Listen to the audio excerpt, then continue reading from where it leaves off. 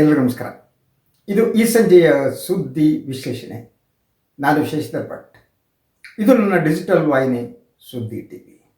ಇದನ್ನು ಲೈಕ್ ಮಾಡಿ, ಸಬ್ಸ್ಕ್ರೈಬ್ ಮಾಡಿ, ಬೆಲ್ ಐಕಾನ್ ಪ್ರೆಸ್ ಮಾಡಿ, ಆದಷ್ಟು ಶೇರ್ ಮಾಡಿ. ಅದರಂತೆ ಸ್ವತಂತ್ರ ಪತ್ರಿಕೋದ್ಯಮಕ್ಕೆ ತಮ್ಮ ಬೆಂಬಲ ಇರಲಿ. ನನ್ನನ್ನು ಬೆಂಬಲಿಸಿ, ಆಶೀರ್ವದಿಸಿ. ಭಾರತ ಪಾಕಿಸ್ತಾನ ಈಗ ಭಾರತ ಸಿಂಧೂರ 2 ಕಾರ್ಯಾಚರಣೆಯನ್ನು ಇವತ್ತು ಪ್ರಾರಂಭಿಸಿತು. ಪಾಕಿಸ್ತಾನ ಬಹುಮಟ್ಟಿಗೆ ತನ್ನ ಗೋರಿಯನ್ನು ತಾನೇ ತೋಡಿಕೊಂಡಂತೆ ಕಾಣ್ತಾ ಇದೆ. ಪಾಕಿಸ್ತಾನ ಸೈನ್ಯದ ದುರಹಂಕಾರ, ಅತಿಯಾದ ಆತ್ಮವಿಶ್ವಾಸ, ಹಾಗೆಯೇ ದ್ವೇಷ, ಕೋಮುವಾದ ಎಲ್ಲವೂ ಸೇರಿ ಪಾಕಿಸ್ತಾನದ ಸೈನ್ಯ ಕೇವಲ 3 ದಿನಗಳ ಅವಧಿಯಲ್ಲಿ ಎಲ್ಲವನ್ನ ಕಳೆದುಕೊಂಡು ಬತ್ತಲಾಗಿ ನಾಶದ ಅಂಚಿಗೆ ಬಂದಿದೆ. ನಿನ್ನೆ ಭಾರತದ ಮೇಲೆ ಸೇಡು ತೀರಿಸಿಕೊಳ್ಳಲು ಹೊರಟ ಪಾಕಿಸ್ತಾನ, ಅಲ್ಲಿನ ರಾಜಕಾರಣಿಗಳು ಎಲ್ಲರೂ ಕೂಡ ಸೇಡು ಸೇಡು ಸೇಡು, ಸಿಂಧೂ ನದಿಯಲ್ಲಿ ಭಾರತೀಯರ ರಕ್ತ ಹರಿಯುತ್ತೆ, ನಾವು ಬಿಡಲ್ಲ ಬಿಡಲ್ಲ ಅಂತಿದ್ರು. ಹಾಗೆಯೇ ನಿನ್ನೆ ಪಾಕಿಸ್ತಾನದ ಪ್ರಧಾನಿ ಶಹಬಾಜ್ ಶರೀಫ್ ಅವರು ಸಭೆಯನ್ನು ಮಾಡಿ ಇಡೀ ಅಧಿಕಾರವನ್ನು ರೆಸ್ಪಾಂಡ್ ಮಾಡುವ ಅಧಿಕಾರವನ್ನು ಭಾರತ ವಿರುದ್ಧ ಸೈನ್ಯಕ್ಕೆ ಕೊಟ್ಟಿದ್ದೇವೆ ಎಂದರು. ಇದೇ ಬಹುದೊಡ್ಡ ಜೋಕ್ ಆಗಿತ್ತು. ಯಾಕೆಂದರೆ ಇಡೀ ಪಾಕಿಸ್ತಾನದ ರಾಜಕಾರಣವನ್ನು ನಿಯಂತ್ರಿಸುವುದು ಸೈನ್ಯ. ಅಲ್ಲಿರುವ ಪ್ರಧಾನಿ ಎಲ್ಲ ಪಪೆಟ್ಗಳು, ಕೈಗೊಂಬೆಗಳು, ಅದು ಜನತಂತ್ರ ಅಲ್ಲ. ಎನಿವೆ ಅವ್ರು ಹೇಳಿದ್ರು. ಅಲ್ಲಿಯ ಸೇನಾ ಮುಖ್ಯಸ್ಥ ಮುಲ್ಲಾ ಮಹಾನ್ ಧರ್ಮಾಂಧ, ಆ ವ್ಯಕ್ತಿ ಭಾರತದ 15 ನಗರಗಳ ಮೇಲೆ, ಉತ್ತರದ 15 ನಗರಗಳ ಮೇಲೆ ದಾಳಿ ನಡೆಸುವ ಒಂದು ಯೋಜನೆಯನ್ನು ರೂಪಿಸಿದರು. 15 ನಗರವನ್ನು ಫಿನಿಶ್ ಮಾಡಿದರೆ ಭಾರತ ಮುಗಿದಂತೆ. ಅದರಲ್ಲಿ ಅಮೃತ್ಸರ ಇತ್ತು, ಜಲಂಧರ್ ಇತ್ತು, ಶ್ರೀನಗರ ಇತ್ತು. ಹೀಗೆ ಉತ್ತರದ ಕೆಲವು ಮತ್ತು ಪಂಜಾಬ್ನ ಕೆಲವು ಎಲ್ಲ ನಗರಗಳನ್ನ 15 ನಗರಗಳನ್ನು ಧ್ವಂಸ ಮಾಡಿ ಹಾಕಬೇಕು ಅಂತ. ಅದಕ್ಕೆ ದಾಳಿಯನ್ನು ಕೂಡ ಪಾಕಿಸ್ತಾನ ನಡೆಸಿತು. ಆದರೆ ಭಾರತ ಆಗಲೇ S-400 ಅದೇನಿದೆ ಡಿಫೆನ್ಸ್ ಇದರ ಸಿಸ್ಟಮ್, ಅದನ್ನು ಅಳವಡಿಸಿತ್ತು.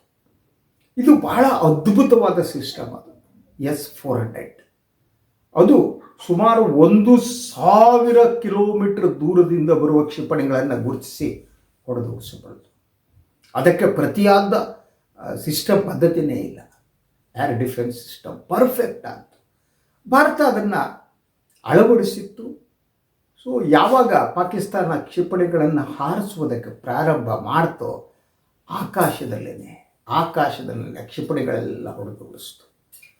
ಕೆಲವು ಕ್ಷಿಪಣಿಗಳು ಪಂಜಾಬ್ನಲ್ಲಿ ಬಂದು ಬಿದ್ದು, ಅವಶೇಷಗಳು ಬಂದು ಬಿದ್ದು, ಎಲ್ಲವೂ ಆಯಿತು. ಅದಾದ ಮೇಲೆ ಭಾರತ ಒಂದು ಡಿಫ್ರೆಂಟ್ ಆದ ಯೋಜನೆಯನ್ನು ರೂಪಿಸಿತು. ನಮ್ಮ ಭಾರತದ 15 ನಗರಗಳನ್ನು ಧ್ವಂಸ ಮಾಡುವುದಕ್ಕೆ ಹೊರಟಂಥ ಪಾಕಿಸ್ತಾನದ ಸೈನ್ಯಕ್ಕೆ ಬುದ್ಧಿ ಕಲಿಸಬೇಕು ಅಂತ. ಯಾಕೆಂದರೆ ಇದುವರೆಗೆ ಸೈನ್ಯದ ತಂಟೆಗೆ ಭಾರತ ಹೋಗಿರಲಿಲ್ಲ.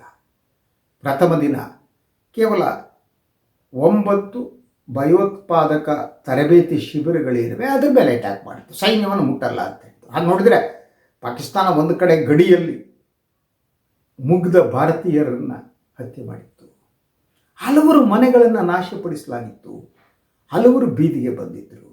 ಆದರೂ ಭಾರತದ ಸೈನ್ಯ ಸಂಯಮವನ್ನು ಕಾಪಾಡಿಕೊಂಡಿತ್ತು.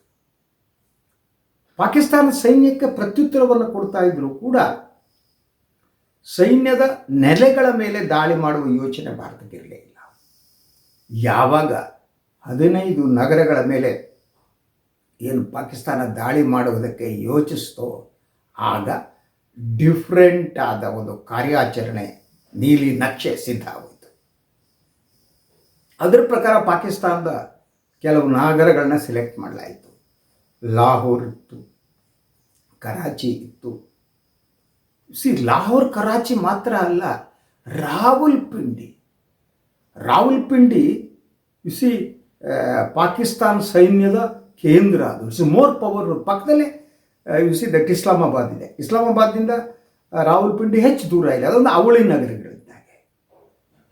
ಸೊ ರಾವಲ್ಪಿಂಡಿ ಮೇಲೆ ಎಲ್ಲೆಲ್ಲಿ ಅಟ್ಯಾಕ್ ಮಾಡಬೇಕು ಕ್ಷಿಪಣಿಗಳನ್ನು ಅಂಥೇಳಿ ಯೋಜನೆ ಸಿದ್ಧಪಡಿಸಲಾಯಿತು. ಸೊ ಅದು ಎಕ್ಸಾಕ್ಟ್ ಎಷ್ಟು ನಗರಗಳು ಗೊತ್ತಿಲ್ಲ, 10-12 ನಗರಗಳು ಅಂತ ಹೇಳಲಾಗ್ತಾ ಇದೆ. ಸೊ ಈ ನಗರಗಳ ಮೇಲೆ ದಾಳಿ ಮಾಡುವ ಅಲ್ಲಿನ ಪಾಕಿಸ್ತಾನದ ಸೇನಾ ನೆಲೆಗಳ ಮೇಲೆ ದಾಳಿ ಮಾಡುವಂಥದ್ದು, ಅವರ ಸೇನೆಗೆ ಸಂಬಂಧಪಟ್ಟಂಥ ಕಟ್ಟಡಗಳು, ಅವರ ಏರ್ ಡಿಫೆನ್ಸ್ ಸಿಸ್ಟಮ್, ಇದರ ಮೇಲೆ ಅಟ್ಯಾಕ್ ಮಾಡುವ ಒಂದು ಯೋಜನೆ ಸಿದ್ಧ ಆಯಿತು. ಇದು ಯೋಜನೆ ಸಿದ್ಧ ಆದಮೇಲೆ ಕಾರ್ಯರೂಪಕ್ಕೆ ತರೋಬೇಕಾದರೆ ಯಾವ ಡ್ರೋನ್ ಬಳಸಬೇಕು ಅನ್ನೋ ಪ್ರಶ್ನೆ ಇತ್ತು. ಹಾಗೆ ನೋಡಿದ್ರೆ ಡ್ರೋನ್ ಬಳಸೋದಕ್ಕೆ ನಾವು ಇಲ್ಲಿ ಭಾರತದಲ್ಲಿದೆ ಡೆವಲಪ್ ಮಾಡಿದ ಡ್ರೋನ್ ಇತ್ತು. ಅದರ ಜೊತೆಗೆ ಇಸ್ರೇಲ್ನ ಬಹಳ ಪವರ್ಫುಲ್ ಡ್ರೋನ್ ಅದು. ಇಸ್ರೇಲ್ ಭಾರತಕ್ಕೆ ಕೊಟ್ಟಂಥ ಡ್ರೋನ್. ಆ ಡ್ರೋನ್ ಹೇಗಿದ್ದರೆ, ನೀವು 35,000 ಅಡಿಗಳ ಮೇಲೆ ಹಾರುವ ಡ್ರೋನ್ ಏನಿದೆ, ರಾಡಾರ್ಗೆ ಸಿಗದೇ ಇಲ್ಲ. ನೀವು ರಾಡಾರ್ ಮೂಲಕ ಪತ್ತೆ ಮಾಡೋಕ್ಕಾಗದೇ ಇಲ್ಲ. ಅಂತಹ ಡ್ರೋನ್ ಅದು. ಈ ಡ್ರೋನನ್ನು ಅಳವಡಿಸೋದು ಮತ್ತು ಭಾರತ ಪಾಕಿಸ್ತಾನದ ವಾಯು ಪ್ರದೇಶವನ್ನು ಪ್ರವೇಶಿಸೋ ಅಗತ್ಯನೂ ಇಲ್ಲ. ಅದಕ್ಕೆ ಅದು ನಮ್ಮಲ್ಲಿದ್ದಲ್ಲೇ ಇರುತ್ತೆ, ಇಲ್ಲಿಂದಲೇ ನಾವು ಹೊಡೆದಾಕಿದ್ರೆ ಆಯ್ತು ಅಷ್ಟೇ. ಎಲ್ಲಿ ಅಕ್ಯುರೇಟ್. ಸೊ ಫಸ್ಟು ಭಾರತೀಯ ಸೈನ್ಯ ಥಿಂಕ್ ಮಾಡಿದ್ದು ಏನು ಅಂದರೆ, ಅವರ ಏರ್ ಡಿಫೆನ್ಸ್ ಸಿಸ್ಟಮ್ ಏನಿದೆಯಲ್ಲ ಅದನ್ನು ನಾಶಪಡಿಸ್ಕೊಳ್ಬೇಕು. ಏರ್ ಡಿಫೆನ್ಸ್ ಸಿಸ್ಟಮ್ ನಾಶ ಆದರೆ ಅವರ ಅರ್ಧ ಕಾಲು ಕೈ ಅಂಗಾಂಗಗಳನ್ನೇ ಕಟ್ ಮಾಡ್ತಾರೆ. ಅದಾದಮೇಲೆ ಏನಾದರೂ ಅವರು ಮಾಡಬೇಕು ಅಂದರೆ ಯುದ್ಧ ವಿಮಾನದಲ್ಲೇ ಭಾರತದ ಒಳಗಡೆ ಬರಬೇಕು, ಅಲ್ಲಿಂದ ಏನೂ ಮಾಡೋಕ್ಕಾಗಲ್ಲ. ಸೊ ಚೀನಾ ಈ ಪಾಕಿಸ್ತಾನ ನಿರ್ಮಿತ ಏರ್ ಡಿಫೆನ್ಸ್ ಸಿಸ್ಟಮನ್ನು ಅಳವಡಿಸಿಕೊಂಡಿದೆ. ಬಟ್ ಈ ಚೀನಾದ ಯುದ್ಧದ ಉಪಕರಣಗಳಿವೆ, ಅದು ಟೈಮ್ ಟೆಸ್ಟೆಡ್ ಅಲ್ಲ. ನಮ್ಮಲ್ಲಿ ನೋಡಿ, ನೀವು ಮೊಬೈಲ್ ಆಗಿದ್ರೆ ಚೀನಾ ಮೊಬೈಲ್ ಬಿಡ್ರಿ ಅಂತಾರೆ. ಅವ್ರ ಟೆಕ್ನಾಲಜಿ ಹಂಗೆ, ಅದಕ್ಕೇನು ಎಷ್ಟು ಕಾಲ ಇರುತ್ತೆ ಗೊತ್ತಾಗಲ್ಲ. ಚೀನಾದ ಕಂಡ್ರೆ ಅಯ್ಯೋ ಚೀನಾ ಪ್ರಾಡಕ್ಟಪ್ಪ ಅಂತ. ಆ ಚೀನಾ ಪ್ರಾಡಕ್ಟಿಗೆ ಗೌರವವೂ ಕಡಿಮೆ, ಬಿಕಾಸ್ ಆಫ್ ಅದರ ಇದು ಕ್ವಾಲಿಟಿ. ಸೊ ಎನಿವೇ, ಅವ್ರದ್ದು ಈ ಏರ್ ಡಿಫೆನ್ಸ್ ಸಿಸ್ಟಮ್ ಏನಿತ್ತು ಅದನ್ನು ಭಾರತ ನಾಶಪಡಿಸ್ಬಿಟ್ಟು, ಭಾರತೀಯ ಸೈನ್ಯ ನಾಶಪಡಿಸ್ಬಿಟ್ಟು. ಸೊ ಅದಾದ ಮೇಲೆ ಡ್ರೋನ್ ದಾಳಿ ನಡೀತು. ಲಾಹೋರ್ನಲ್ಲಿ ನಡೆದ ತಕ್ಷಣ ಪಾಕಿಸ್ತಾನ ಸುಳ್ಳು ಪ್ರಚಾರಕ್ಕೆ, ಅದೀಗ 4-6 ದಿನಗಳಿಂದ ಪಾಕಿಸ್ತಾನ ಸುಳ್ಳು ಪ್ರಚಾರದಲ್ಲಿ ತೊಡಗಿದೆ. ಸೊ ಅವರ ಡಿಫೆನ್ಸ್ ಮಿನಿಸ್ಟ್ರು CNN ಚಾನಲ್ನಲ್ಲಿ ಸಿಕ್ಕಾಕೊಂಬಿಟ್ಟ. ಅಲ್ಲಿ ಆ್ಯಂಕರ್ ಕೇಳಿದ್ರು, ಸರಿಯಪ್ಪ, ಭಾರತದ 5 ಯುದ್ಧ ವಿಮಾನಗಳನ್ನು ಹೊಡೆದು ಉರುಳಿಸಿದೀವಿ ಅಂತ ನಿಮ್ಮ ಸರ್ಕಾರ ಹೇಳ್ತಾ ಇದೆಯಲ್ಲ, ಎಲ್ಲಿದೆ ಸಾಕ್ಷ್ಯ? ಇದು CNN ಯಾರು ಆ್ಯಂಕರ್ ಇದ್ದಾರೆ, ಹೆಣ್ಮಗಳು, ಅವಳು ಕೇಳಿದ ಪ್ರಶ್ನೆ. ನೀವು ಡಿಫೆನ್ಸ್ ಮಿನಿಸ್ಟ್ರಿ ಕೊಡ್ಬೇಕಲ್ಲ, ಎಲ್ಲಿ ಕೊಡ್ತಾನೆ? ಎಲ್ಲ ಸುಳ್ಳೇ ತಾನೆ ಅವರದ್ದು. ಅವನು ಹೇಳಿದ್ದು, ಅಯ್ಯೋ ಇದು ನಂದಿಲ್ಲ, ಇದರಲ್ಲಿ ಭಾರತದಲ್ಲಿ ಸೋಷಿಯಲ್ ಮೀಡಿಯಾಗಳಲ್ಲಿ ಬಂದಿತ್ತು, ಅವರೇನು ಸುಳ್ಳು ಹಾಕ್ತಾರಾ? ಭಾರತ ಸೋಷಿಯಲ್ ಮೀಡಿಯಾದಲ್ಲಿ ಅದು ಫೋಟೋ ಹಾಕಿದ್ರು ಇದು ವಿಮಾನದ್ದು ಅಂತ, ಅದೇನೇ ಅಂತ ನಾವು ಅಂದ್ಕೊಂಡಿದ್ದು. ಆ ಆ್ಯಂಕರಿಂಗ್ ನಗೋದೊಂದು ಬಾಕಿ. ಯಾವುದೋ ಸೋಷಿಯಲ್ ಮೀಡಿಯಾಗಳಲ್ಲಿ ಮೊದಲೇ ವಾಟ್ಸಪ್ ಯೂನಿವರ್ಸಿಟಿಗಳು, ಅಲ್ಲಿ ಏನೇನೋ ಬರ್ತಿದೆ, ಅದು ಯಾವುದೇನು ನಂಬಿಕೆಗೆ ಆರಬಾರ್ದಲ್ಲ. ಅದನ್ನು ಒಂದು ದೇಶದ ಡಿಫೆನ್ಸ್ ಮಿನಿಸ್ಟ್ರು ಮೂರ್ಖ ನನ್ನ ಮಗ ಅದನ್ನು ಹಿಡ್ಕೊಬಿಟ್ಟು ಸಾಕ್ಷ್ಯ ಅಂತೇಳಿ. ದಟ್ ಇಸ್ ಅವರ್ ಸಿಚುವೇಶನ್, ಈ ಸುಳ್ಳು ಪ್ರಚಾರ. ಹಾಗಾಗಿ ಇವತ್ತು ಬೆಳಗ್ಗೆನೇ ಏನು ಮಾಡಿದ್ರು ಅವರು ಅಂತಂದರೆ, ಎಲ್ಲ ಇಂಟರ್ನ್ಯಾಷನಲ್ ಚಾನಲ್ಗಳಿಗೆ ಸುಳ್ಳು ಸುದ್ದಿಯನ್ನು ಮತ್ತೆ ಪ್ಲ್ಯಾಂಟ್ ಮಾಡಿದ್ರು. ಅಲ್ ಜಜೀರಾ ಪ್ಲ್ಯಾಂಟ್ ಮಾಡಿದ್ರು, CNN ಪ್ಲ್ಯಾಂಟ್ ಮಾಡಿದ್ರು, BBC ಪ್ಲ್ಯಾಂಟ್ ಮಾಡಿದ್ರು. ಅದೇನು ಅಂದರೆ, ಭಾರತದ ಡ್ರೋನ್ ಅನ್ನು ನಾವು ಲಾಹೋರ್ನಲ್ಲಿ ಹೊಡೆದು ಉರುಳಿಸಿದ್ದೇವೆ. ಎಲ್ಲ ಇಂಟರ್ನ್ಯಾಷನಲ್ ಚಾನಲ್ಗಳು ಸುದ್ದಿ ಹಾಕಕ್ಕೆ ಶುರು ಮಾಡಿದ್ರು. ಕೊನೆಗೆ ಭಾರತದ ಡಿಫೆನ್ಸ್ ಇದೇನಿದೆ ಅವರು ವಿವರವನ್ನು ಕೊಟ್ಟರು. ಏನಲ್ಲ ಅವ್ರು ಹೊಡೆದಾಕಿದ್ದಲ್ಲ ಕಣ್ರಿ, ನಾವು ದ್ರೋಣ ಕಳಿಸ್ಬಿಟ್ಟು ಅವರು ಏರ್ ಡಿಫೆನ್ಸ್ ಸಿಸ್ಟಮನ್ನು ನಾಶಪಡಿಸಿದ್ದೀವಿ. ಈಗ ಪಾಕಿಸ್ತಾನದ ಬಳಿ ಏರ್ ಡಿಫೆನ್ಸ್ ಸಿಸ್ಟಮ್ ಇಲ್ಲ ಅನ್ನೋ ಅನೌನ್ಸ್ಮೆಂಟ್. ಅದ್ರ ಜೊತೆ ಅದ್ರ ವಿಜುವಲ್ಸ್ಗಳು ಬರೋಕ್ಕೆ ಪ್ರಾರಂಭ ಆಗುತ್ತೆ. ಬಹುತೇಕ ಚಾನಲ್ಗಳಲ್ಲಿ ವಿಜುವಲ್ಸ್ ಬರೋಕ್ಕೆ ಶುರುವಾಯಿತು.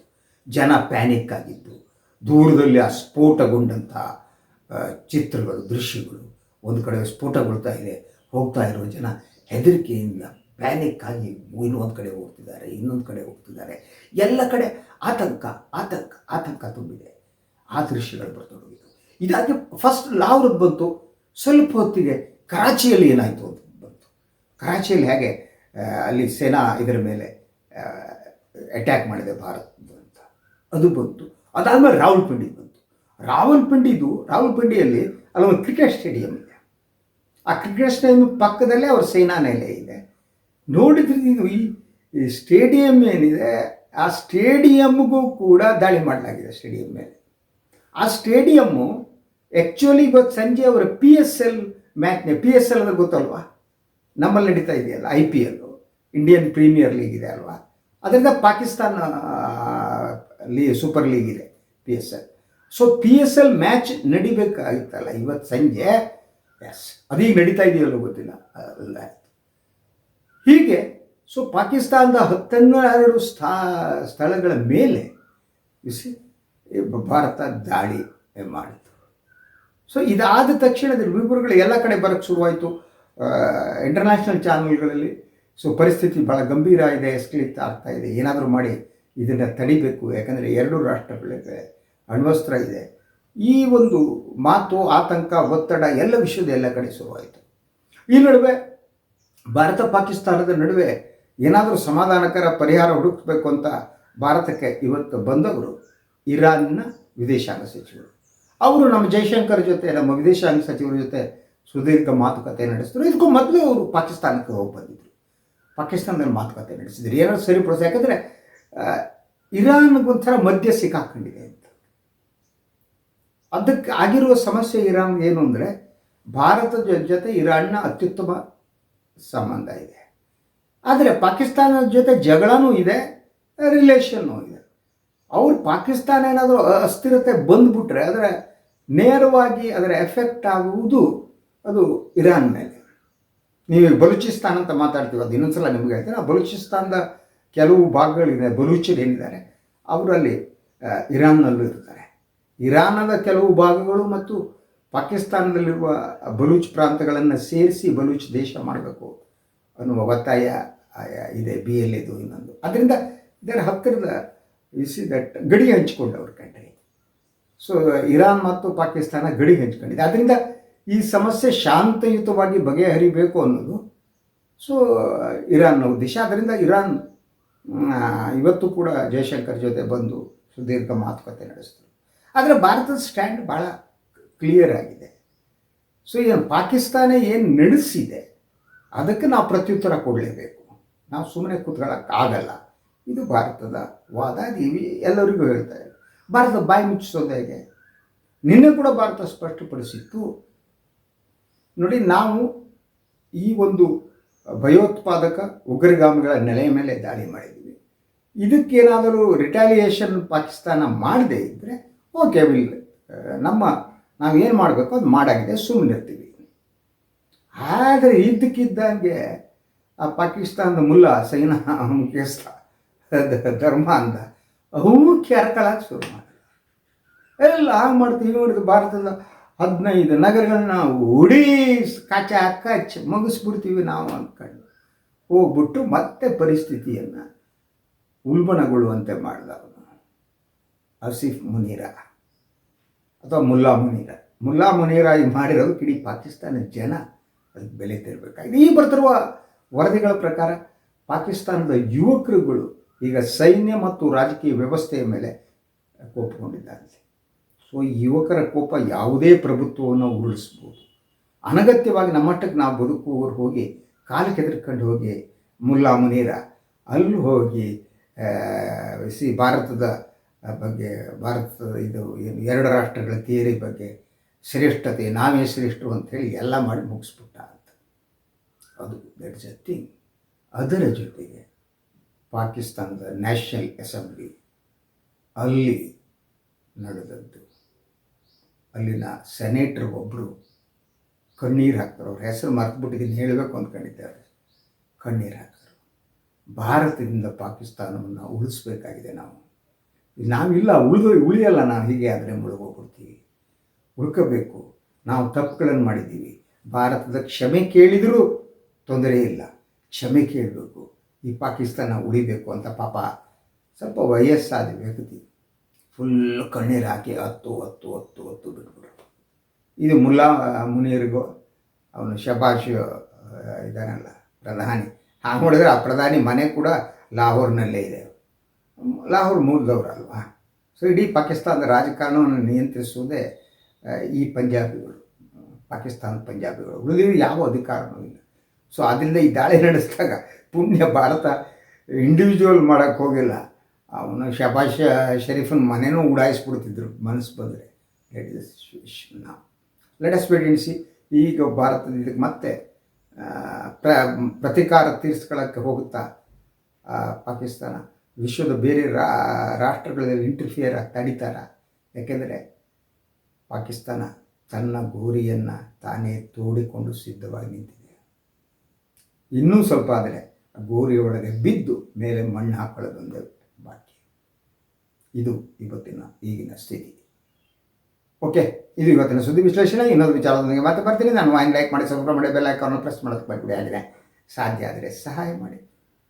ಸ್ವತಂತ್ರ ಪತ್ರಿಕೋದ್ಯಮಕ್ಕೆ ತಮ್ಮ ಕೃಪಾಶೀರ್ವಾದ, ಬೆಂಬಲ, ಪ್ರೀತಿ ಸದಾ ಇರಲಿ. ಎಲ್ಲರಿಗೂ ನಮಸ್ಕಾರ.